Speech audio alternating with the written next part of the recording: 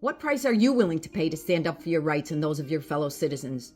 What are you willing to put on the line to defend those being persecuted?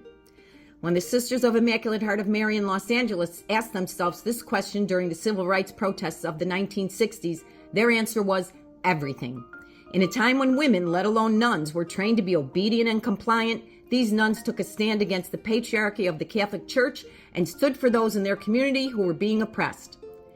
When the civil rights movement came calling, the Sisters of Immaculate Heart marched, supported, and stood side by side with those in their community.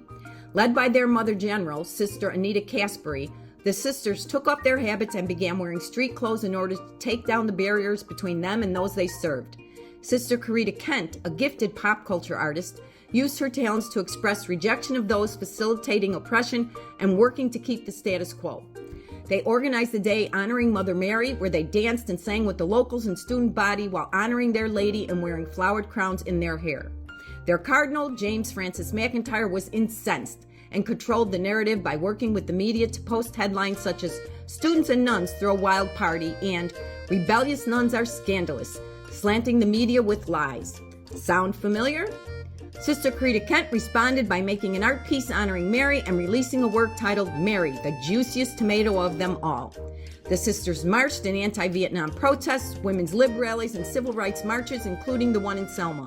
They stood alongside farm workers fighting for safe working conditions and fair pay. When their boss, Cardinal McIntyre, got wind of their actions, he ordered them to put back on their habits, refrain from making controversial art, and keep quiet and do their jobs, which entailed teaching classrooms of up to 70 students while earning $20 a month in pay. The Cardinal said they were too modern and needed to follow his orders and threatened to close the college. In 1967, the sisters were at a crossroads. They had to decide if they were going to live the teachings of Jesus they believed in or put their commitments to their holy orders in jeopardy, risking being fired from their order. They decided to take a vote and vowed to respect each sister's decision. While a few decided to follow orders and stay in the church, 315 nuns signed their own release from religious orders, choosing to walk away from their secure life in the convent. They stated that they were only leaving religious life, not the church or those they served. Many of these nuns had been in religious life for years and had no money and nowhere to go. But they had secured the rights to the college and formed a secular group with local community members that is still growing strong today. You may even run into one of these former lion-hearted nuns at a local protest, even though many of them are now in their 80s. In these days when Christians act nothing like the Jesus they proclaim to follow, let's take a moment to appreciate these incredible women who, when they were ordered to get in line or be expelled, chose to walk away with their hearts and integrity intact. You can learn more about the Sisters of the Immaculate Heart in the documentary titled Rebel Hearts and the book Witness to Integrity.